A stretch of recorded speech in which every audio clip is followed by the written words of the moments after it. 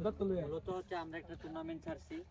টুর্নামেন্টটা ছাড়া না, এটাকে একটা ফুটবল খেলা নাই, এটার একমাত্র বিষয় হচ্ছে যে আমরা সবাই একসাথে হবো।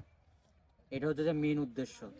আমি চাই তোমরা কেউ একে অন্যের প্রতি বিরূপ মন্তব্য করবা না এবং কি অনাকাঙ্ক্ষিত কোনো ঘটনা ঘটাইবে না। ফুটবলের নিয়মে ফুটবল হবে, ঠিক আছে? আর সবুজ ভাই 2-3টা কথা বলবে, তারপর আমি নিয়ম কানুনগুলো বলে দিব। হ্যাঁ ভাই, শুরু করেন।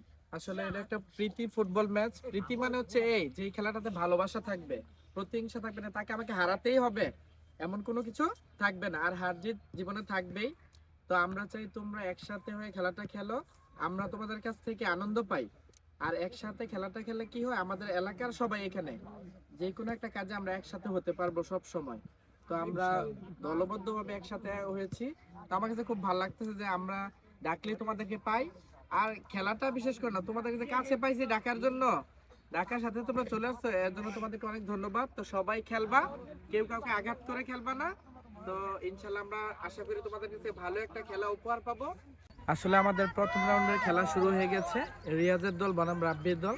তো আমরা দেখতেছি দুই দলই ভালো খেলতেছে এবং দর্শকরা উত্তেজনাপূর্ণ খেলাটা উপভোগ করতেছে। আশা করি ওরা ভালো খেলবে এবং আমাদের একটা ভালো খেলা উপহার দিবে। তো গ্যালারিতে যারা বসে আছে তারাও খুব উন্মাদনা নিয়ে খেলাটা উপভোগ করতেছে।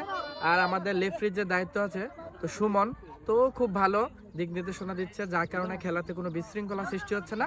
আশা করি সমগ্র খেলাটি আমরা খুব ভালোভাবে দেখতে পারবো। কোনো গোল করতে পারেনি রিয়াজের এবং রাব্বির দল। তো প্লান্টিক শট হবে, আসলে প্লান্টিক শট ভাগ্যের বিষয়। তো প্লান্টিক শটের মধ্যে ভাগ্যের কাছে হেরে গেছে রাব্বির দল, রিয়াজের দল জিতে গেল প্লান্টিক শটে। তো রিয়াজের দল ফাইনালে উঠে গেল।